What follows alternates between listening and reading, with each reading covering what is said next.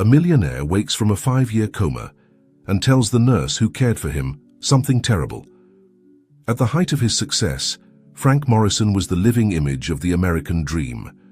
From his humble origins in a small town, he had built a business empire spanning from technology to real estate. His name was synonymous with power.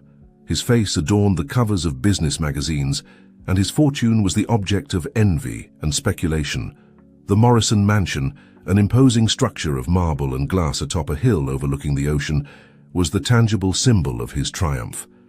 Within its walls, 3 children grew up surrounded by luxury and privilege. Daniel, the eldest, an astute but impulsive businessman; Catherine, the middle child, brilliant and ambitious; and Jessica, the youngest, charismatic and manipulative. Frank had raised them to be strong, to continue his legacy. He had given them everything: the best education, unlimited opportunities, and the promise of a golden future. But in his eagerness to build an empire, he had neglected something fundamental, teaching them the value of empathy and compassion. The fateful day came without warning. During a crucial business meeting, Frank collapsed. The diagnosis was devastating: a brain aneurysm that plunged him into a deep coma. Overnight, the titan of business was reduced to a motionless body in a hospital bed. The doctors were pessimistic. "Prepare for the worst," they warned the family. "It's unlikely he'll wake up, and if he does, he may never be the same again." As Frank lay unconscious, connected to machines that kept his body alive, his children faced a new reality. Suddenly, the empire their father had built was in their hands. The fortune they would one day inherit had become a due, tangible and tempting possibility. At first, there was a period of shock and genuine concern. Daniel, Catherine, and Jessica took turns visiting their father in the hospital, hoping against all hope that he would open his eyes. But as the days passed, then the weeks, and finally the months, something began to change. The Morrison Mansion, once full of life and activity, became a somber place. Laughter was replaced by whispers, family gatherings by tense meetings full of suspicious glances. In the marble hallways and under the majestic chandeliers, plans and conspiracies began to be woven. Daniel was the first to break the silence on what everyone was thinking.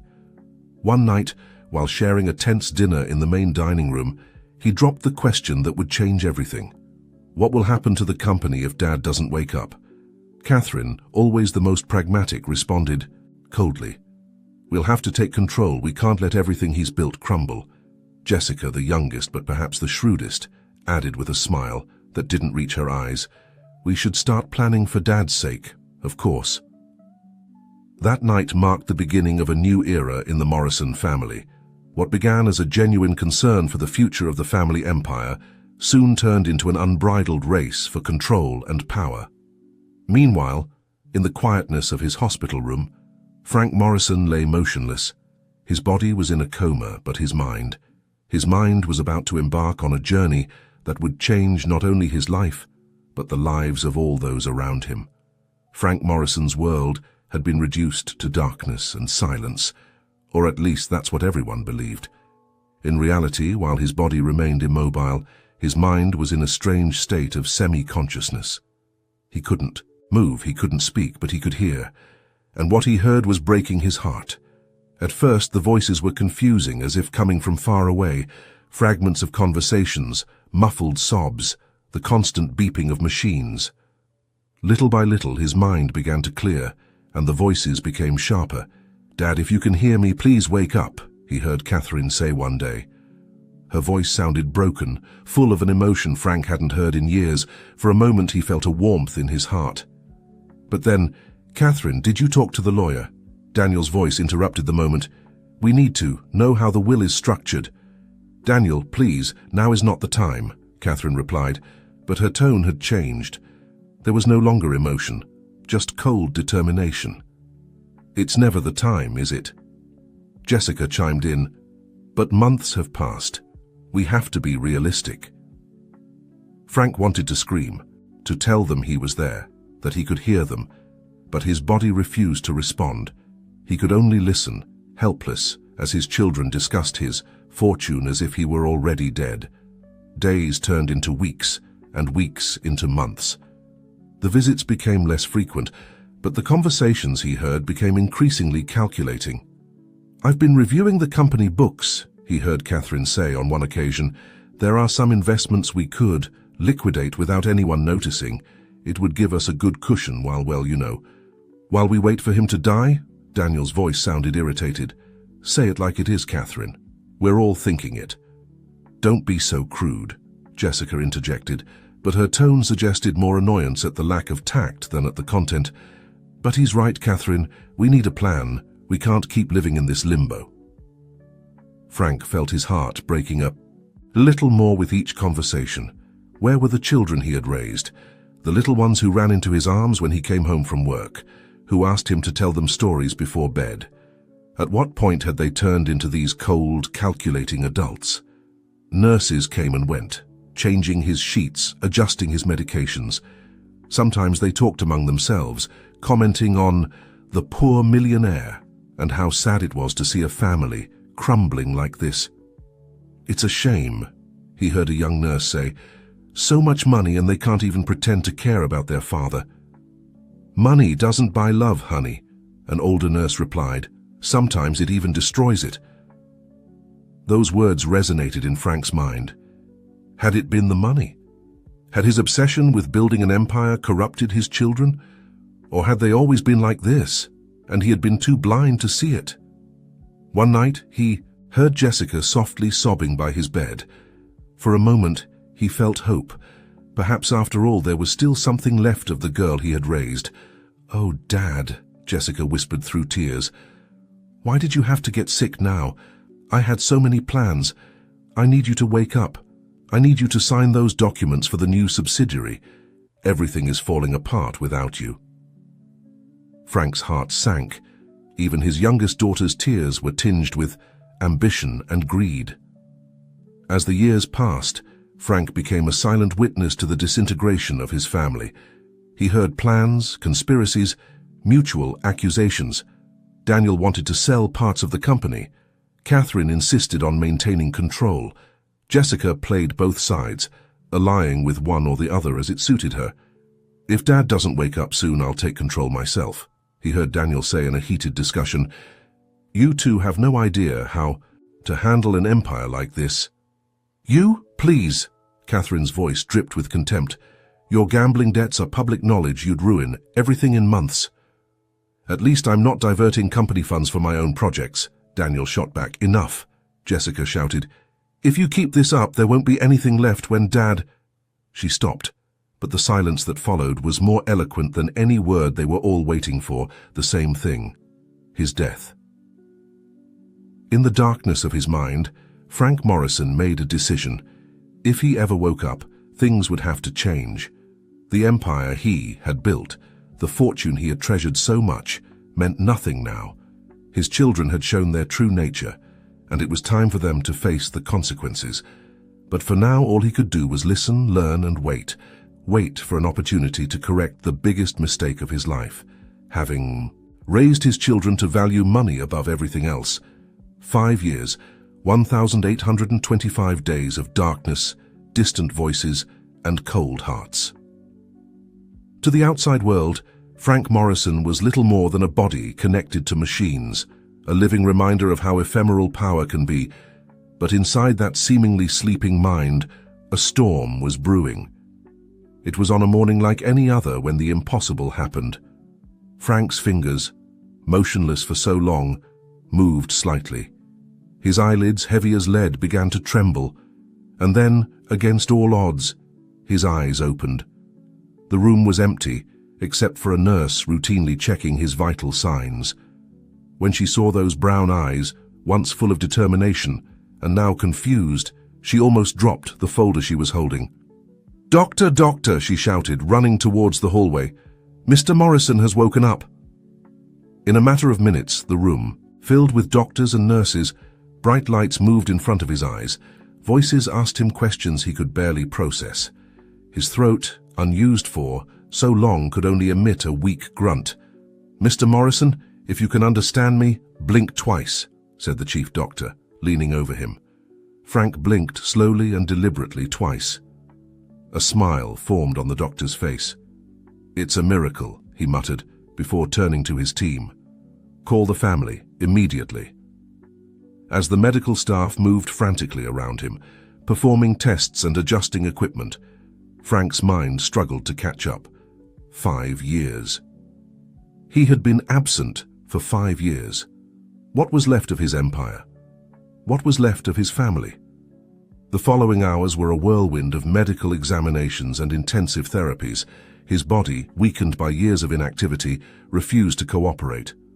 Every movement was a struggle, every word a challenge.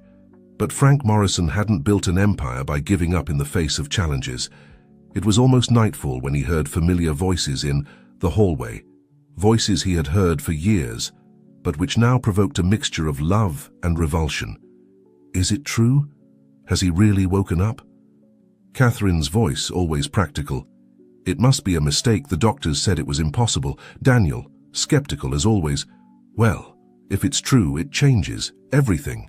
Jessica, already calculating the implications. Frank closed his eyes, preparing for the encounter. When the door opened, he pretended to be asleep, listening as his children cautiously entered the room. "Dad," Catherine's voice sounded shaky. "Can you hear us?" Slowly, Frank opened his eyes. He saw the faces of his children, a mixture of shock, relief, and was that concern in their eyes? Or were they simply calculating how this would affect their plans? "My children," he managed to say, his voice hoarse from disuse. The three approached the bed, Daniel taking his hand, Catherine stroking his forehead, Jessica softly sobbing. "I can't believe it," said Daniel. "The doctors said it was impossible. We knew you were strong, Dad," added Catherine. But there was a tremor in her voice that Frank couldn't decipher. "We've missed you so much," sobbed Jessica. But even in his weakened state, Frank could see the calculation behind those tears. He wanted to confront them. He wanted to scream that he knew everything, that he had heard every greedy conversation, every selfish plan. But something stopped him. A voice inside advised caution. "Observe," it told him. "Learn." The truth always comes to light. So Frank Morrison, the man who had once been known for his business acumen, decided to play the most important game of his life. He feigned weakness, confusion, as if the last 5 years were a blank space in his memory. What happened?" Frank asked weakly, playing the role of a confused and disoriented man. The three siblings exchanged quick glances, a mixture of relief and something darker that Frank couldn't fully decipher. "You've been in a coma, Dad," explained Catherine, her voice soft but controlled. "For 5 years, you had an aneurysm during a business meeting." 5 years. Frank feigned disbelief, although every second of those 5 years was etched in his memory. "Yes, Dad," Daniel intervened, squeezing his hand with what seemed to be genuine affection. "But don't worry. We've kept everything under control. The company is fine." Jessica, always the most emotional, or at least the best actress, leaned in to kiss her father's forehead. "The important thing is that you're back with us. We've missed you so much." Frank closed his eyes, feigning exhaustion. "I need to rest," he murmured. "Of course, Dad," said Catherine, taking control as always. "Rest. We'll be here when you wake up." When the door closed behind them, Frank opened his eyes, his gaze now sharp and calculating. The game had begun. The following days were a whirlwind of medical examinations, therapies, and emotional visits from his children. Frank observed every gesture, every word, every look they exchanged when they thought he wasn't watching. Daniel showed up every morning with reports on the state of the company, talking about decisions he had made, contracts he had closed. "Everything is under control, Dad. You have nothing to worry about." Catherine, for her part, focused on his recovery. She brought specialists, consulted with doctors, organized his rehabilitation. "You'll be as good as new soon, Dad, and then we can discuss the future of the company." Jessica was the hardest to read. One day she would arrive with tears in her eyes, talking about how much she had missed him. The next, he would catch her quietly discussing financial decisions with her siblings. Meanwhile, Frank played his role to perfection. He feigned weakness when they were present, but in private, he worked tirelessly to regain his strength. At night, when the nurse on duty thought he was asleep, he did exercises to strengthen his atrophied muscles. One afternoon, while pretending to sleep, he heard his children arguing in the hallway. "We have to tell him about the sale of the technology division," Daniel whispered. "Are you crazy?" Catherine replied. "He's barely recovering, we can't stress him with that now." "But if he finds out from another—" "Source," Jessica began. "He won't find out," Catherine interrupted, "at least not until we're sure of his mental state. For now we continue as Before Smiles, support, and not a word about the changes in the company." Frank had to use all his self-control not to react. Sale of the technology division. That had been the jewel of his empire. What else had they done in his absence? As the weeks passed, Frank began to show signs of improvement. He could sit up in bed, maintain longer conversations, even take short walks around the room. His children celebrated each achievement, but he could see the growing concern in their eyes. They knew they would soon have to face reality.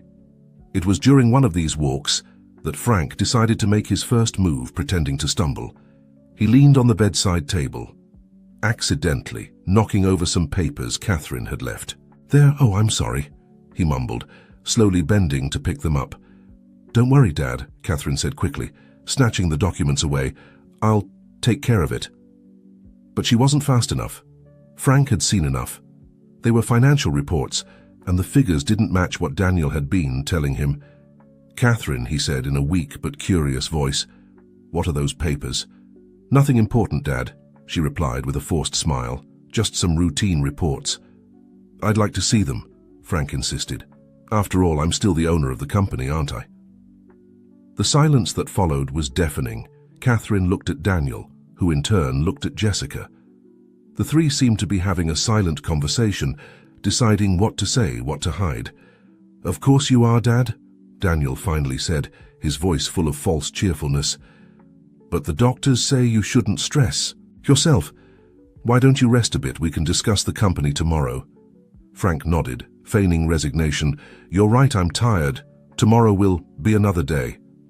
As his children left the room, visibly relieved, Frank lay back in his bed, a small smile playing on his lips. The first move had been made. Now it was only a matter of time before the truth came to light. In the quietness of his hospital room, the former titan of business began to plan his next move.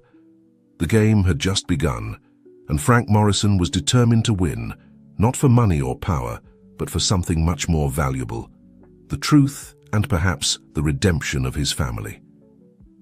As the days passed, Frank continued his act of gradual recovery, while secretly gathering information.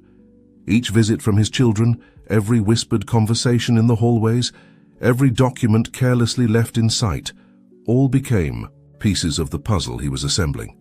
One morning, he decided it was time to push a little harder. When Daniel entered with his usual morning report, Frank interrupted him. "Son," he said firmly, surprising Daniel with his tone, "I want to see the company books, all of them." Daniel visibly paled. "Dad, I don't think this is the right time. You're still recovering, and—" "I'm recovered enough to understand numbers, Daniel," Frank insisted. "I built this empire. I think I can handle a little paperwork." Before Daniel could respond, Catherine entered the room. Sensing the tension in the air, she quickly intervened. "What's going on?" she asked, her gaze passing from her father to her brother. "Dad wants to see the company books," Daniel explained, his voice tense. Catherine maintained her composure, but Frank noticed how her hands tensed slightly. "Dad, I understand you want to catch up, but don't you think it's a bit soon?" The doctors say I'm progressing admirably," Frank interrupted, "and as CEO of Morrison Enterprises, I have the right to see those books, unless, of course, there's something you don't want me to see." The silence that followed was revealing. Catherine and Daniel exchanged looks, a silent conversation passing between them. Finally, Catherine spoke. "Of course not, Dad. It's just that a lot has happened in 5 years. We wanted to wait until you were fully recovered so as not to overwhelm you."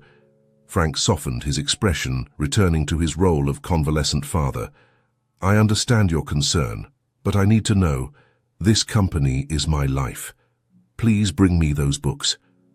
Resigned, Catherine and Daniel nodded. "You'll have them tomorrow, Dad," Catherine promised. That night, Frank could barely sleep, and he knew that what he would see in those books wouldn't be the whole truth. His children would have time to touch up the figures, hide the most questionable transactions, but even an edited version would give him clues about what had really happened. The next morning, his 3 children arrived with boxes full of documents for hours. Frank reviewed reports, balance sheets, and projections, while his children waited nervously. "I see you've been busy," he finally commented, his tone neutral. "We did the best we could, Dad," Jessica said, speaking for the first time. "It wasn't easy without you." Frank nodded slowly. "There are some interesting decisions here. The sale of the technology division, for example. That was the future of the company." The 3 siblings visibly tensed. "It was a difficult decision, Dad," Daniel explained, "but we needed the capital to expand into other sectors." "I see," Frank murmured. "And these investments in offshore companies, I don't remember we had so many before." Catherine quickly intervened. "Diversification, Dad. It's a strategy to protect our assets."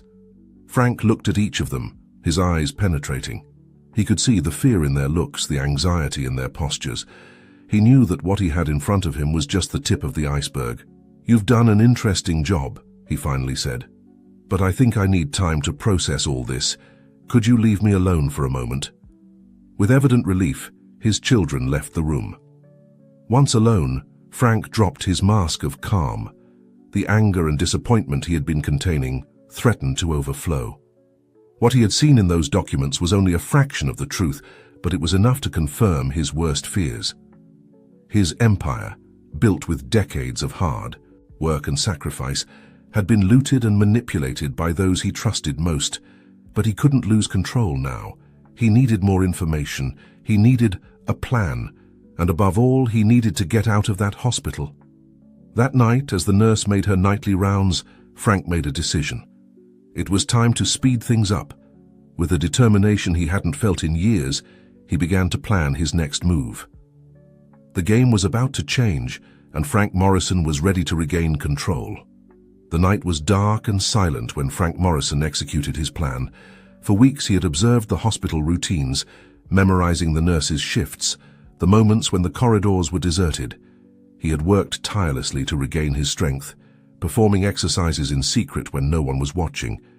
With careful movements, he got out of bed and dressed in the clothes he had asked his children to bring him.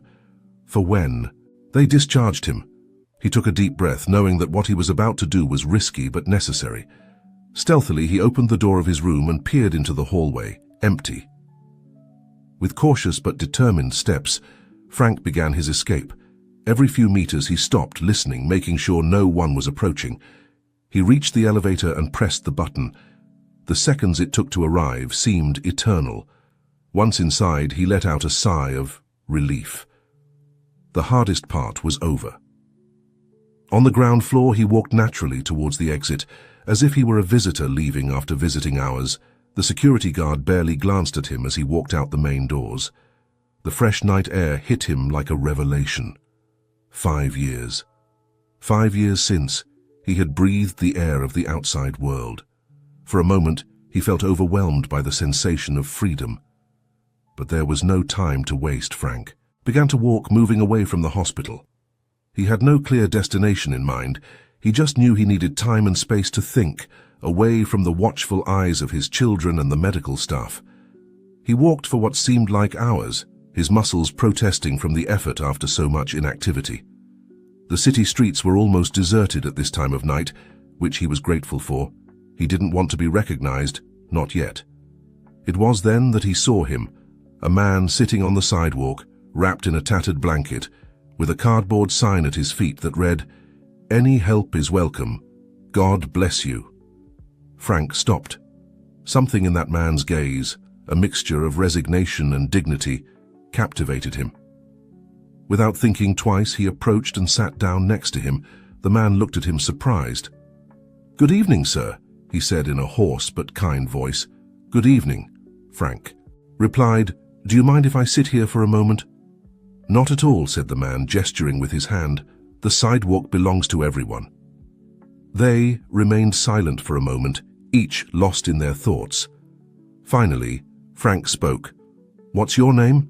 he asked. "Martin," the man replied. "And you?" Frank hesitated for a second. "Edward," he lied, not wanting to reveal his true identity. Martin nodded, without asking any more questions. There was something in his attitude, a quiet acceptance of circumstances, that Frank found comforting. "How long have you been on the street?" Frank asked. Martin sighed. 3 years, lost my job, then my house. You know how it is." Frank felt a pang of guilt. Here he was, a man who had had it all, sitting next to someone who had nothing. And yet Martin seemed to possess an inner peace that Frank envied. "And how do you manage?" Frank asked. Genuinely interested. Martin shrugged. "Day by day it's not easy, but you learn to appreciate the little things. A sunny day, a kind smile, a warm meal. They're things I used to take for granted." Frank nodded, reflecting on Martin's words. When was the last time he had appreciated those little things? "And you?" Martin asked. "You don't seem to be having your best moment." Frank let out a bitter laugh. "It's a long story." "Well," Martin said with a smile, "it seems we have all night." And so, under the cover of night, Frank Morrison, the business magnate, began to tell his story to a stranger on the street. He omitted names and specific details, but he spoke of betrayal, of greed, of the pain of seeing his own children conspiring against him. Martin listened in silence, nodding occasionally. When Frank finished, they remained silent for a long moment. "You know," Martin finally said, "I've learned something in these years on the street. Money, power, possessions in the end. They mean nothing if you don't have peace in your heart." Frank looked at him, surprised by the depth of his words. "But," Martin continued, "I've also learned that it's never too late to start over, to rediscover what really matters." "And what is it that really matters?" Frank asked, his voice barely a whisper. Martin smiled. "That, my friend, is something each one must discover for themselves." At that moment, the sky began to clear, the first rays of sun peeking over the horizon. Frank realized he had spent the entire night talking with this stranger, who, somehow, seemed to understand him better than his own family. "I have to go," Frank said, standing up with some difficulty. "Thank you, Martin. You've given me a lot to think about." Martin nodded. "Take care. Edward. And remember, sometimes we have to lose everything to find what we really need." Frank reached into his pocket and took out the wallet he had grabbed before leaving the hospital. He extracted all the bills it contained and handed them to Martin. "Here," he said. "It's not much, but I hope it helps." Martin looked at the bills in amazement. It's too much." "No," Frank said with a smile. "It's fair. You've given me something much more valuable tonight." With a final gesture of farewell, Frank walked away, his mind spinning with new ideas and perspectives. The encounter with Martin had been unexpected, but he felt it had been exactly what he needed. As he walked through the streets that were beginning to wake up, Frank Morrison made a decision. It was time to confront his family, to unmask the lies and greed. But he would do it, not from anger or desire for revenge, but from a place of understanding and perhaps forgiveness. The sun was rising completely over the city when Frank reached his destination, the Morrison mansion. It was time to go home and reclaim not only his empire, but also his family. The dawn painted the sky in shades of pink and gold as Frank Morrison stood before the imposing wrought iron gates of the family mansion. For a moment, he remained motionless, absorbing the sight of what had been his home for decades. From the outside, everything seemed the same, but Frank knew that behind those stone walls everything had changed. With a deep sigh, he pressed the doorbell. A few seconds that seemed eternal passed before a sleepy and confused voice answered through the intercom. "Who is it? Do you have any idea what time it is?" Frank recognized the voice of Thomas, the butler who had served the family for years. "It's me, Thomas Frank Morrison. Open the door, please." There was a prolonged silence, followed by the sound of the gate opening. Frank walked along the gravel path, each step resonating in the morning silence. When he reached the main door, it swung open abruptly, revealing a wide-eyed Thomas with his mouth agape in surprise. "Mr. Morrison," exclaimed the butler. "But how? We were all so worried. Your children called last night, said you had disappeared from the hospital." "I'm fine, Thomas," Frank interrupted with a tired smile. "I just needed some fresh air and time to think. Are my children home?" Thomas nodded, still stunned. "Yes, sir. They arrived last night. Very upset. I believe they're still sleeping." "Good," said Frank, entering the foyer. "Please don't tell them I'm here. Prepare coffee for everyone in the study. I'll wake them myself." As Thomas hurried to fulfill his orders, Frank slowly toured the house. Every room, every hallway was filled with memories. Here, the place where Catherine took her first steps. There, the corner where Daniel used to hide during his childhood games. And beyond, the balcony where Jessica used to spend hours reading in the summer. At what point had his children gone from being those innocent kids to the calculating adults they had become? He reached Daniel's room first. Without bothering to knock, he opened the door. His eldest son was sleeping deeply, his face finally free of the mask of worry and calculation he usually wore. For a moment, Frank saw the boy he once was. "Daniel," he called firmly, "wake up." Daniel sat up abruptly, his eyes opening in disbelief at seeing his father standing in the doorway. "Dad? But how?" "Study 10 minutes," was Frank's only response before heading to the next room. Catherine was already awake, sitting on her bed with her phone in hand. When she saw her father, the device fell from her hands. "Dad," she whispered, "we were so worried. Where have you been?" "Study 10 minutes, Frank repeated, offering no further explanation. Finally, he reached Jessica's room. His youngest daughter was sleeping curled up as she used to do as a child. For a moment, Frank felt his heart constrict. How had they come to this point? "Jessica," he called softly. "It's time to get up." Jessica slowly opened her eyes, blinking in confusion. When she focused on her father, she sat up abruptly. "Dad, is it you? Am I dreaming?" "No, you're not dreaming. Study 10 minutes. 10 minutes later, Frank Morrison was seated behind the imposing mahogany desk in the family study. In front of him, 3 steaming cups of coffee awaited his children. As they entered, one by one, with expressions ranging from confusion to fear, Frank observed them in silence. "Sit down," he finally said, his voice calm but with a tone of authority that left no room for argument. The 3 obeyed, exchanging nervous glances. "Dad," Daniel began, "what's going on? You had us worried the hospital." Frank raised a hand, silencing his eldest son. "I've spent the last 5 years listening, unable to speak. Now it's my turn to speak and yours to listen." The silence that followed was dense, charged with tension and anticipation. Frank looked each of his children in the eye before continuing. "During my time in a coma, I heard every word you said, every plan, every lie, every betrayal." His voice was calm, but each word fell like a hammer. "I saw how the empire I built became a battlefield for your ambitions. I saw how money and power corrupted the values I tried to instill in you." Catherine tried to speak, but Frank stopped her with a look. "I'm not finished last night. I left the hospital because I needed to see the world with my own eyes. I needed to remember why I built all this in the first place. And you know what I discovered? That all of this," he gestured, encompassing the luxurious room, "means nothing without integrity, without love, without family." The 3 siblings shifted uncomfortably in their seats. Jessica had tears in her eyes, Daniel was looking at the floor, and Catherine maintained a stoic expression, though her hands were shaking slightly. "But," Frank continued, his voice softening a bit, "I also realized something else. That perhaps I made mistakes too. I was so focused on building an empire that I forgot to build a family." Rising from his chair, Frank walked around the desk and approached his children. "I'm not here to punish you or to disinherit you. I'm here because I want us to have a chance to fix this, to be a real family."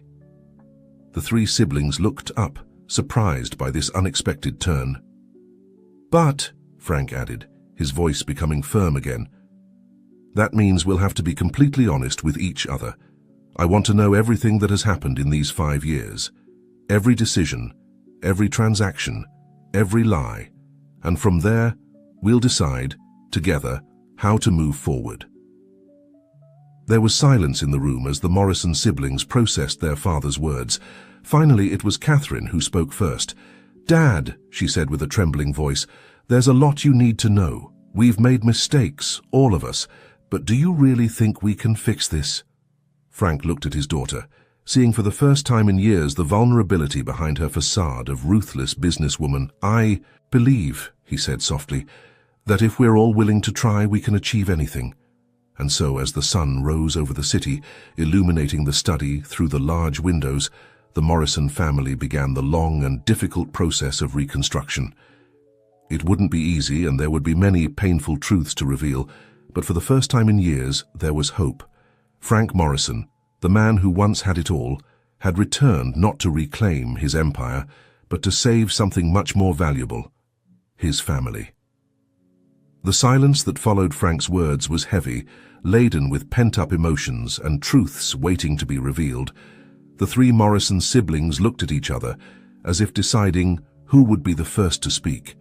Finally, it was Daniel who broke the silence. "Dad," he began, his voice shaky but determined, "you're right. We owe you the truth, the whole truth." Frank nodded, encouraging him to continue. Daniel took a deep breath before continuing. "When you fell into a coma, we were lost. The company was a giant, and suddenly we found ourselves at the helm without really knowing how to navigate. At first, we tried to keep everything as it was, but soon we realized that the business world doesn't wait for anyone." Catherine intervened. "We started making decisions, some good, others not so much. The sale of the technology division, for example.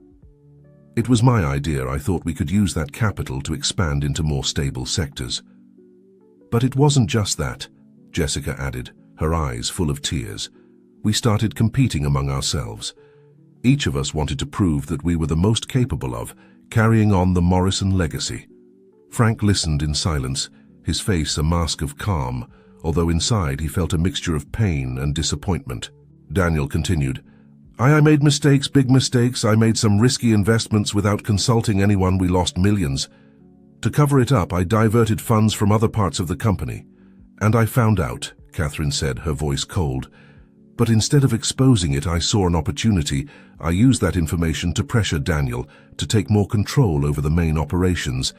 Jessica, who had remained quieter until now, spoke with a broken voice. "And I was so scared of being left out, of you two taking all the control, that I started leaking information to the competition. I thought if I could prove my worth outside the company, I'd have more power inside." Frank closed his eyes for a moment, processing all this information. When he opened them, his gaze was one of deep sadness, but there was also a glimmer of determination. "I understand that you had to make difficult decisions," he finally said, "but what hurts me more are not the business mistakes. It's how you allowed ambition and fear to destroy the bonds that united us as a family." The 3 siblings lowered their gaze, ashamed. Silence filled the room again, but this time it was a silence of reflection and regret. Frank slowly stood up and walked to the window. He observed the mansion's garden, remembering happier times when his children played there as kids. "You know," he said without turning around, "last night I met a man who had nothing, who lived on the street, and yet he had a peace and wisdom that made me question everything I thought was important." He turned to his children. "I realized that in our pursuit of success and power, we have lost sight of what really matters: family, integrity, love." Daniel, Catherine, and Jessica listened attentively, their faces reflecting a mixture of guilt and hope. "I'm not going to lie to you," Frank continued. "I'm deeply disappointed and hurt by what you've done, but I also know that part of the responsibility is mine. I raised you to be competitive, to value success above all else. I never taught you the true value of family and cooperation." He approached his children and, to everyone's surprise, knelt in front of them, taking each one's hands. "I ask for your forgiveness," he said with a broken voice. Forgiveness for not being the father you needed, for making you believe that a person's worth is measured by their achievements and not by their heart. Tears were flowing freely down the faces of all four Morrisons. Jessica was the first to throw herself into her father's arms, quickly followed by Catherine and Daniel. For several minutes, the family remained like this, embraced, letting years of repressed emotions flow freely. When they finally separated, Frank spoke again, his voice now firm and determined. From today on, we're going to do things differently. We're going to rebuild not just the company but our family, and we'll do it together, with honesty and transparency. How? Catherine asked, her voice still shaky. To begin with, Frank replied, we're going to review every decision, every transaction from the last 5 years. We're going to correct what can be corrected and take responsibility for what can't. If that means losing part of our fortune or facing legal consequences, so be it. Integrity has no price. Daniel nodded slowly. You're right, Dad. It's time to face the consequences of our actions. But you won't do it alone, Frank added. I'll be with you every step of the way. Together, we'll find a way to make things right.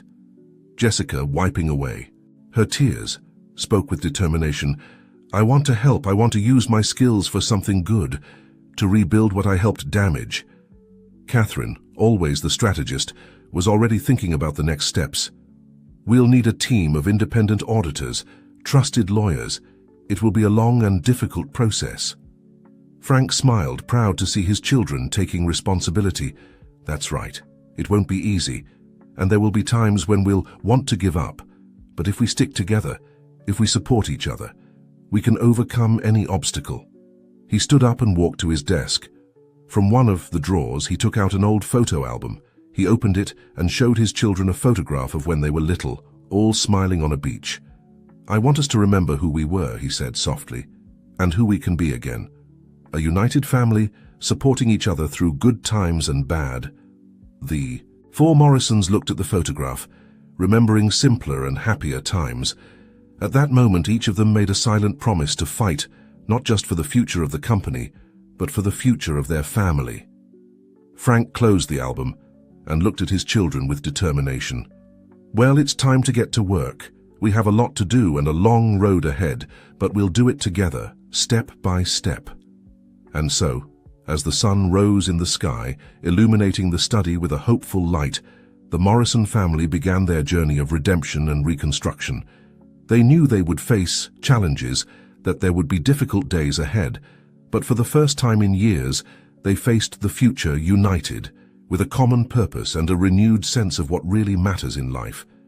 The days that followed were a whirlwind of activity in the Morrison mansion.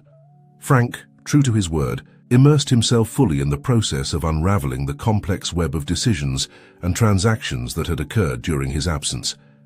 The study, which was once Frank's private sanctuary, became the operations center. Mountains of documents covered every available surface, and a team of auditors and lawyers came and went constantly, working tirelessly to uncover the full truth of what had happened to the Morrison empire.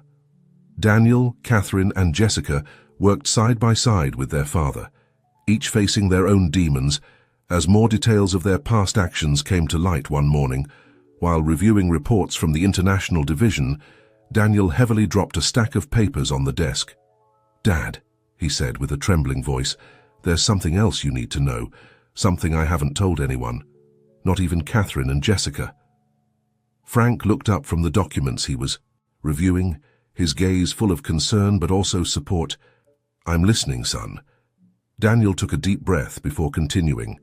3 years ago, when things started to go wrong with my investments, I did something unforgivable. I used insider information to make some transactions. I made millions, but it was illegal. The silence that followed was deafening. Catherine and Jessica looked at their brother with a mixture of shock and disappointment. Frank closed his eyes for a moment, processing this new information. When he opened them, his gaze was firm but compassionate. Thank you for your honesty, Daniel. I know it must not have been easy to admit this, but now that we know, we can face it. He turned to the lead lawyer, who had been listening silently. What are our options? The lawyer, a middle-aged man with thin-framed glasses, spoke in a grave tone. Mr. Morrison, insider. Trading is a serious crime. The consequences can include substantial fines and even prison time. However, given that Daniel is admitting this voluntarily, we could negotiate with the authorities to mitigate the consequences. Daniel paled at the mention of prison, but nodded with determination. I'll do whatever is necessary to correct this. I'm willing to face the consequences of my actions. Frank stood up and put a hand on his eldest son's shoulder. I'm proud of you, Daniel. It takes courage to admit mistakes and be willing to face them. You won't be alone in this. We'll face this as a family. Catherine, who had been unusually silent, finally spoke. I also have something to confess. The offshore companies I mentioned before, they weren't just for diversification. I used them to evade taxes and hide some questionable transactions. Jessica, not wanting to be left behind in this moment of truths, added, and the leaks to the competition were more extensive than I initially admitted. I practically handed over some of our most innovative projects. Frank looked at his 3 children, his heart heavy but full of a strange pride. Despite the gravity of their confessions, they were showing a courage and honesty he hadn't seen in years. Well, he finally said, now that everything is on the table, we can really start to fix things. It won't be easy. There will be consequences, some of them severe, but we'll face them together with integrity and determination. He turned to the legal and financial team. I want a complete plan on how we're going to address each of these issues. I want options to make things right, even if it means losing a significant portion of our fortune. The integrity of this family and our legacy is more important than any amount of money. The following days were intense. The Morrison family worked tirelessly with their legal team to develop an action plan. They decided to proactively approach regulatory authorities, offering full cooperation in exchange for some leniency. The news that the Morrison empire was under investigation didn't take long to reach the media. Overnight, the family that was once admired became the center of a financial scandal. But in the midst of the media storm, something unexpected began to happen. The honesty and transparency with which the family was handling the situation began to gain the respect of many. Frank, in particular, was praised for his ethical leadership at a time when many others would have tried to cover up the truth. One afternoon, as the family gathered to discuss the latest developments, Frank shared an idea he had been considering. I've been thinking, he began, about how we can use this experience for something positive. What do you think if, once we've resolved our legal problems, we use our resources and experience to help other companies operate with greater ethics and transparency? Catherine's eyes lit up. We could create a foundation, she suggested, one dedicated to promoting ethical business practices and helping troubled companies recover in an integral way. I like that idea, Daniel added. We could offer advice, resources, use our own lessons learned to prevent others from making the same mistakes. Jessica, always thinking about public image, chimed in. And we could organize conferences, write books, really make a difference in business culture. Frank smiled, feeling a warmth in his heart as he saw his children working together, using their talents for something positive. Then it's decided, once we've put our house in order, that will be our next project. As the Morrison family continued on their path of redemption, facing each challenge with honesty and unity, they began to discover a profound truth, that true wealth is not measured in bank accounts or properties, but in integrity, family love, and the ability to make a positive difference in the world. The Morrison empire might have been shaken to its foundations, but from its ruins, something much more valuable was emerging. A united family, determined to use their influence and resources for the common good. And in that shared purpose, they found a satisfaction that no material wealth could match. The following months were a period of intense activity for the Morrison family. The process of facing the consequences of their past actions was arduous and often painful. There were days when the weight of their mistakes seemed overwhelming, but they remained united, supporting each other in the most difficult moments. Daniel, true to his word, turned himself into the authorities to face charges for insider trading. Thanks to his voluntary cooperation and the tireless work of his legal team, he managed to reach an agreement that included a substantial fine and community service instead of prison time. Catherine worked diligently to unravel the complex network of offshore companies and questionable transactions she had created. The process was long and complicated, but with the help of financial and legal experts, she managed to rectify most of the irregularities, albeit at a significant financial cost to the company. Jessica, for her part, dedicated herself to repairing the damage caused by her leaks to the competition. She worked tirelessly to recover lost projects and restore the trust of business partners who had been affected by her actions. Frank oversaw the entire process, offering support and guidance to his children while also dealing with the press and shareholders. His honesty and transparency in handling the crisis began to bear fruit. Although the value of Morrison Enterprises shares had initially fallen, the integrity shown by the family in managing the crisis began to gradually restore public confidence. One afternoon, as the family gathered for their now usual dinner together, Frank proposed a toast. "To the Morrison family," he said, raising his glass, "we have fallen, but we have risen stronger and more united than ever." The others raised their glasses, their faces reflecting a mixture of weariness and determination.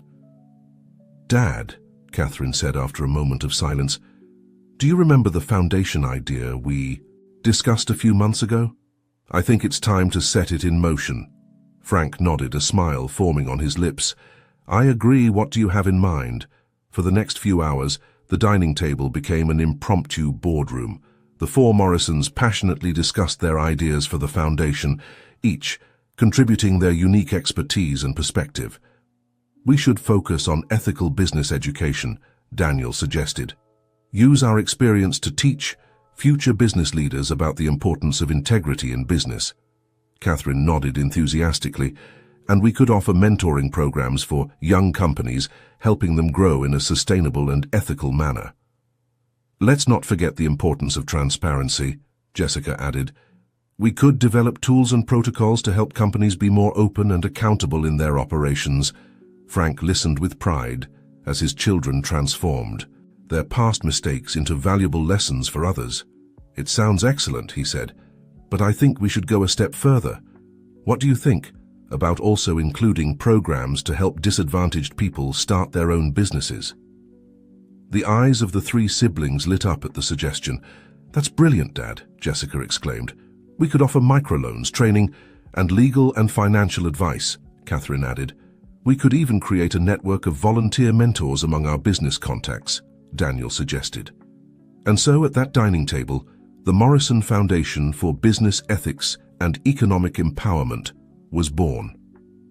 In the months that followed, the family worked tirelessly to make their vision a reality. The foundation quickly became a beacon of hope and change in the business world. It offered ethical education programs for business students, advice for companies seeking to improve their practices, and support for entrepreneurs from disadvantaged communities. A year after the launch of the foundation, the Morrison family organized a large charity gala to celebrate its achievements and raise funds for future projects. The event attracted business leaders, politicians, and philanthropists from across the country. Frank, standing at the podium to give the opening speech, looked at the audience and then at his children, seated in the front row. His heart swelled with pride and gratitude. "Just over a year ago," he began, "the Morrison family was at the lowest point in its history. We had lost our way, forgetting the fundamental values that should guide not only our business but our lives. But in that moment of darkness, we rediscovered something precious: the power of family, the importance of integrity, and the capacity for redemption. That we all carry within us." He paused, his gaze sweeping across the room. "The Morrison Foundation was born from that experience. It's not just an attempt to amend our mistakes, but a commitment to create a more ethical, fairer, and more inclusive business world. Because we have learned that true success is not measured in dollars and cents, but in the positive impact we can have on the lives of others." As Frank continued his speech, Daniel, Catherine, and Jessica looked at him with a mixture of admiration and love. Each of them had traveled a long and difficult path of self-reflection and growth. They had faced their mistakes, accepted the consequences, and in the process had rediscovered themselves and each other. The Morrison family had been forged anew in the fire of adversity, emerging stronger, more united, and with a renewed purpose.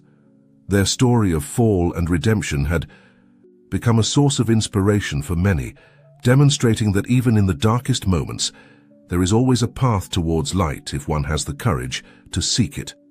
As the gala continued, with guests animatedly discussing the foundation's projects and making generous donations, the four Morrisons shared a look of complicity. They had lost an empire, but they had gained something much more valuable, a united family and a legacy they could truly be proud of. The Morrison Foundation for Business Ethics and Economic Empowerment was in full swing. Its programs had helped hundreds of companies adopt more ethical practices and had boosted dozens of entrepreneurs from disadvantaged communities. The Morrison family, once embroiled in scandals, was now seen as an example of redemption and corporate social responsibility. However, fate had an unexpected twist in store for the family one spring morning. As Frank was enjoying his morning coffee in the mansion's garden, Thomas, the loyal butler, approached with a look of concern on his face.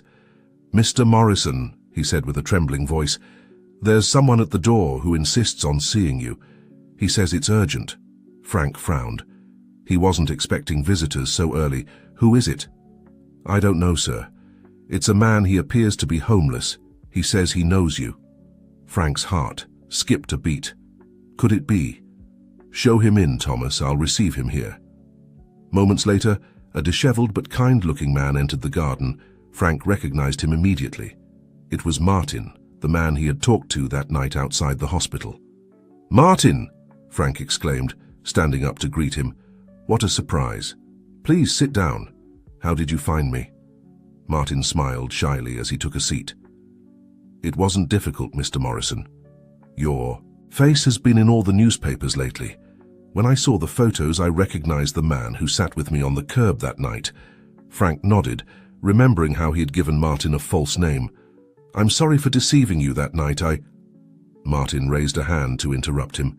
"There's no need to apologize. I understand why you did it, but I haven't come here to talk about the past." "Then?" Frank asked, intrigued. Martin took a deep breath before continuing. "Mr. Morrison, I need your help. Not for me, but for the homeless community I'm part of." Frank listened attentively as Martin explained the situation. The shelter where many of them found refuge was about to close due to lack of funds. Dozens of people would be left on the street if that happened. "I know it's a lot to ask," Martin concluded, "but you were kind to me that night. I thought maybe your foundation could help us." Frank remained silent for a moment, processing the information. Then a smile spread across his face. "Martin, we're not just going to help. I think this could be the beginning of something much bigger." That same afternoon, Frank called an emergency family meeting. When Daniel, Catherine, and Jessica gathered in the study, he introduced them to Martin and told them the story of their encounter that night outside the hospital. "Kids," Frank said, his voice full of emotion, "I think we've found our next big project." Over the next few hours, the Morrison family worked with Martin to develop an ambitious plan. They would not only save the shelter, but create a comprehensive program to address the problem of homelessness in the city. Catherine suggested a job training program to help people reintegrate into the workforce. Daniel proposed partnerships with local businesses to offer employment opportunities. Jessica developed a communication strategy to raise awareness about the issue and attract more support. Martin watched in amazement as his concerns were transformed into a concrete action plan. It's more than I could have imagined," he said with tears in his eyes. Frank put a hand on his shoulder. "Martin, that night you taught me an invaluable lesson about true wealth and humanity. It's time we return that favor." In the months that followed, Project Renaissance, as they called it, became the Morrison Foundation's flagship initiative. The shelter was not only saved but expanded and improved. Training programs, mental health services, and job counseling were established. The Morrison family became personally involved in the project. Daniel taught personal finance classes. Catherine advised on professional skills, and Jessica organized fundraising events that attracted the city's elite. A year after the start of the project, the Morrison Foundation organized a grand celebration at the renovated shelter. Frank, standing next to Martin, proudly watched as hundreds of people whose lives had been transformed by the project shared their stories. "You know, Martin," Frank said quietly, "when I built my empire, I thought I had reached the pinnacle of success, but now I realize that this is true success." Martin nodded, a smile on his face. And to think it all started with a simple conversation on a curb. As the celebration continued around them, Frank reflected on the incredible journey his family had undertaken, from greed to redemption, from material success to true purpose, and at the center of it all, a lesson he had learned from a homeless man on a dark night: that true wealth is found in the positive impact we can have on the lives of others. The story of the Morrison family, once a tale of greed and betrayal, had transformed into a saga of redemption, family unity, and service to the community. And as Frank looked at his children, working side by side with the people they were helping, he knew that this was the legacy he had always dreamed of leaving, though he had never known it until now. Time passed, and the Morrison Foundation became a beacon of hope and change in the city. Project Renaissance had been just the beginning. As its impact grew, so did the Morrison family's vision for a better future. 5 years after that fateful night, when Frank awoke from his coma, the family gathered once again in the mansion's study.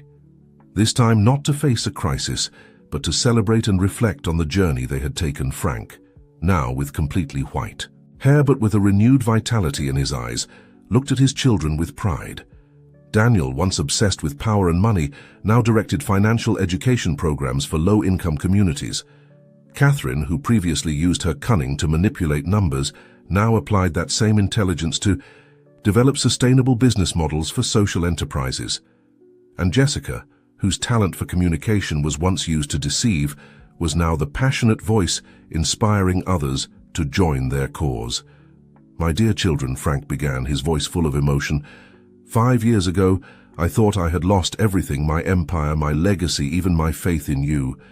But now I realize that loss was actually the beginning of something much more valuable."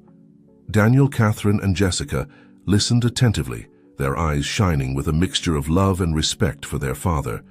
"We have built something much more important than a business empire," Frank continued.